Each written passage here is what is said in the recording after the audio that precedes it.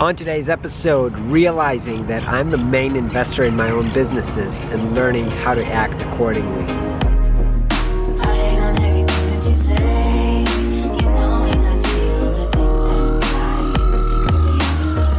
So I just finished up a really good session with my coach and we were discussing Prospero, and I was sharing kind of how I'm in a way frustrated that Prospero is not progressing fast enough and reaching the goals financially that I had for it initially. But then again, I said that I really enjoy working on it and that I do feel like I'm growing and learning all the time and that it's improving. And so there's something like, why rush it and just have like the patience to invest in this business and see like long-term success. And then he kind of mentioned a very kind of funny fable. I think he called it the Polish rooster. And he said, like, imagine there's a rooster who's trying to get the chicken, or I'm not sure how you say, like the female chicken. And he's always trying to get it, but when somebody asked him, hey, why don't you get it? And he said, well, if I don't get it, at least I'm getting in shape. And I think what he was trying to say is that you can't look both, if you get your goals is a good thing, and if you don't get your goals, then it's also a good thing because you learned something, which was basically what I was saying. And he kind of mentioned how it's a situation that's not very helpful if you want to actually reach your goals. And that was really kind of an insight for me to realize that, yeah, I am trying to play on both sides of the coin and say whatever happens, I'm happy about this, and it's not very helpful for me in order to grow Prospero as a business.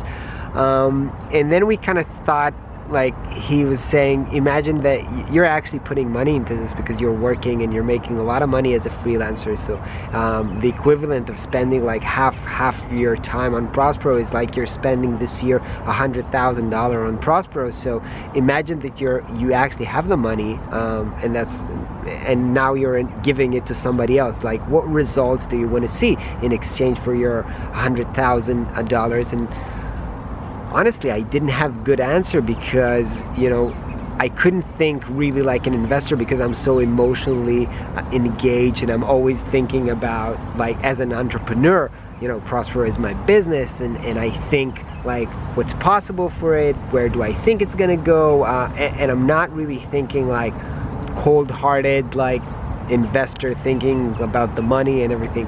But if I really want this to succeed, if I want this not to be a hobby but to be a real business, I have to kind of switch my mind as to thinking about this as an investor.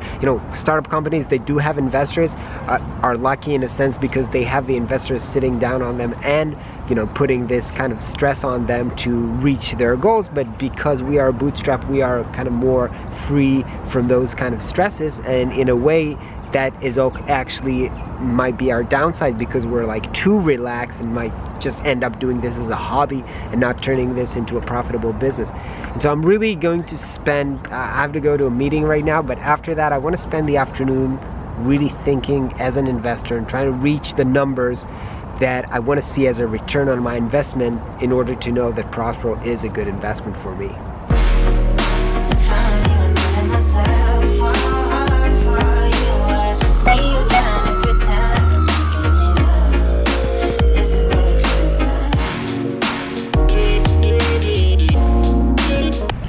Honestly, I'm super struggling with this. I've been spending a lot of time today trying to think like an investor, but I can't kind of detach my entrepreneurial self who just want to keep working on Prospero and investing and solving this and making a great product.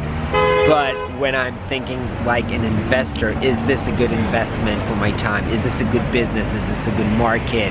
Is this product a must-have? Then there's a lot of difficult questions, and honestly, I don't have all the answers yet, so I'll probably keep thinking about this a lot this week.